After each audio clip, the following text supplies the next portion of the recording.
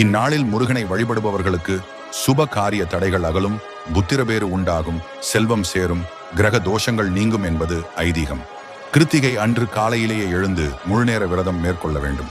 அன்றைய நாள் முழுவதும் கந்த சஷ்டி கவசம், முருகன் ஸ்தோத்திரங்கள், முருகனுடைய புராண வரலாற்று கதைகள் ஆகியவற்றை படிக்கலாம்.